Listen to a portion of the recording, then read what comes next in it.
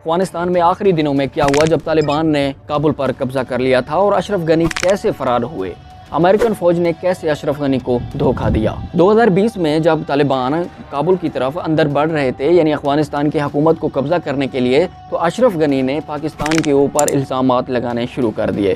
اشرف غنی کا کہنا تھا کہ پاکستان طالبان کی مدد کر رہا ہے اور اس لیے طالبان آگے بڑھ رہے ہیں، اور پاکستان نے یہ سارے الزامات بے بنیاد قرار دیے۔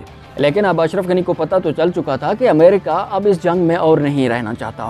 امریکہ اب اس جنگ میں مالی اور جانی نقصان بالکل برداشت نہیں کر سکتا۔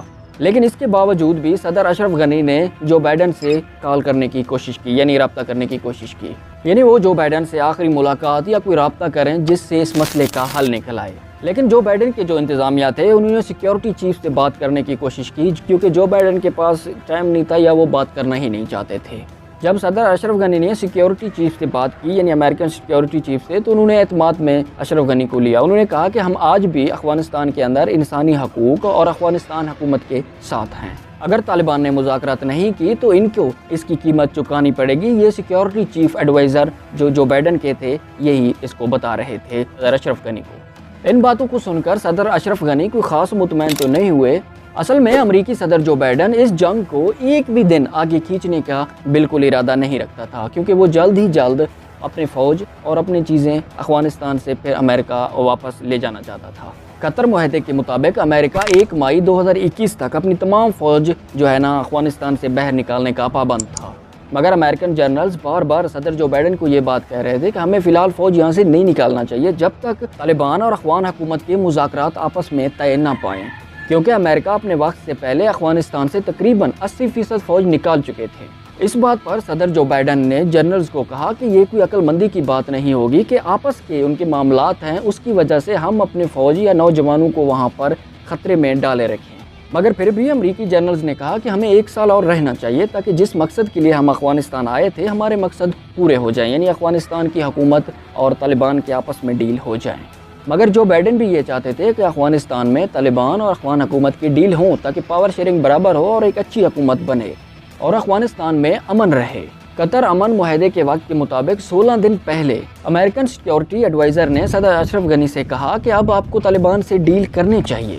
اگر آپ طالبان سے تعاون کریں گے تو تبھی ممکن ہو سکتا ہے کہ افغانستان میں ایک امن حکومت قائم کیا جائے۔ یعنی اب امریکہ صاف صاف یہ کہنا چاہتا تھا کہ ہم نے اپنا کام کر دیا ہے، اب صدر اشرف غنی لازمی طالبان حکومت کے ساتھ کوئی ڈیل کرے۔ مگر صدر اشرف غنی یہ چاہتے تھے کہ کچھ دن اور امریکہ یہاں پہ رک جائے تاکہ طالبان کے اوپر ہم مکمل قبضہ کر سکیں، کیونکہ اس وقت طالبان بہت زیادہ طاقتور ہو چکے ہیں اور افغانستانی حکومت کمزور ہو چکا ہے۔ مگر صدر جو بائیڈن خود سے اچانک ایک اعلان کرتا ہے کہ ہم اب 1 مئی 2021 کو نہیں بلکہ 11 ستمبر تک افغانستان سے نکل جائیں گے، اور اس کے بعد جولائی کے شروع میں ہی امریکن فوج نے اپنے سب سے بڑے اڈے بیگرام ایئر بیس کو خالی کر دیا۔ اس ایئر بیس کو جب راتوں رات خالی کر دیا گیا تو کسی کو خانو کان خبر تک نہیں لگا، یعنی نہ افغانستانی حکومت کو، نہ افغانستان کے جنرلز کو اور نہ ہی طالبان کو۔ مگر یہاں پر ایک مزیدار واقعہ ہوا۔ جب صبح کے وقت وہاں پہ عوام پہنچا تو دیکھا ایئر بیس بالکل خالی ہے، اور وہاں پر انہوں نے دھاوا بول کر، یعنی جو افغانی شہری تھے، انہوں نے تمام قیمتی چیزیں جو ان کے مطابق اچھے تھے انہوں نے اٹھا لیے اور وہ رفو چکر ہو گئے۔ اور اس کے بعد جب ایئر بیس کو خالی کر دیا تو امریکی صدر جو بائیڈن نے کہا کہ اب ہماری کوئی ذمہ داری نہیں ہے کہ افغانستان حکومت یا طالبان آپس میں مذاکرات کرتے بھی ہیں یا نہیں، ہمیں اس سے کوئی فرق نہیں اب پڑتا۔ ان باتوں کو صدر اشرف غنی بہت اچھی طریقے سے جانتے تھے کہ امریکہ اب ہمارے لیے اور کچھ نہیں کرنا چاہتا۔ تو اس دوران افغانستان کی فضائیہ بھی بہت کمزور تھی، تو اس وقت افغانستان کی حکومت کے پاس چند ہیلی کاپٹرز تھے اور چند ایئر کرافٹ تھے۔ وہ کچھ خراب تھے، ریپیئرنگ کے لیے کھڑے ہوئے تھے، اور کچھ چلا نہیں سکتے تھے کیونکہ سارے جو غیر ملکی تھے وہ افغانستان سے نکل چکے تھے۔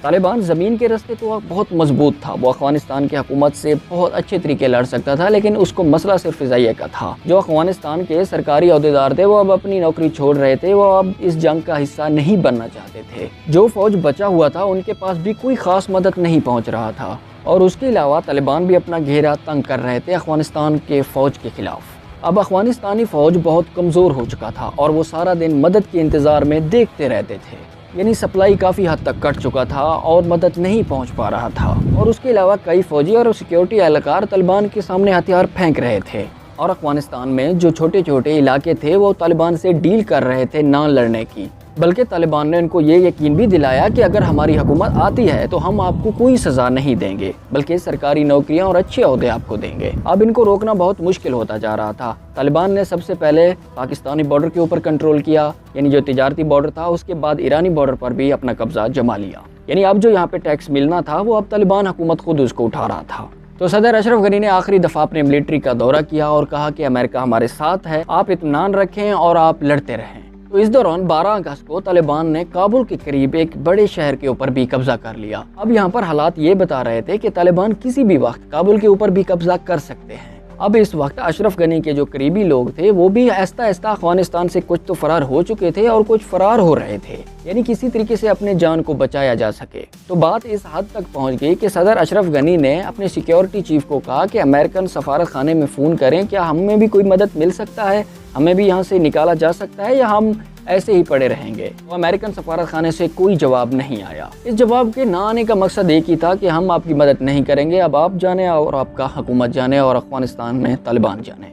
तो फिर सदर अशरफ गनी को भी निकलना था, तो उसने यूएई के किसी कमांडर से बात किया और कहा कि हमें यहाँ से जल्द निकालो, तालिबान किसी भी वक्त काबुल के ऊपर कब्जा कर सकते हैं। तो जवाब में आया, आप फिक्र ना करें, हम आपको किसी भी वक्त अफगानिस्तान से बाहर निकाल लेंगे, आप बस इंतजार करें और तैयार रहें।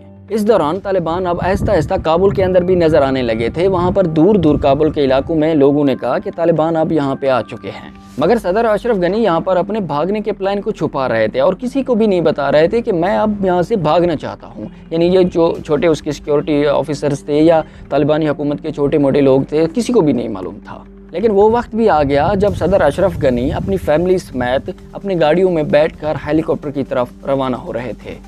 यानी वो अब अपने मुल्क से फरार हो रहे थे और भाग जाना यहाँ से चाहते थे अपनी जान बचाकर। आखिरकार सदर अशरफ गनी कुछ ही घंटों में उज़्बेकिस्तान पहुँच गया सेफली।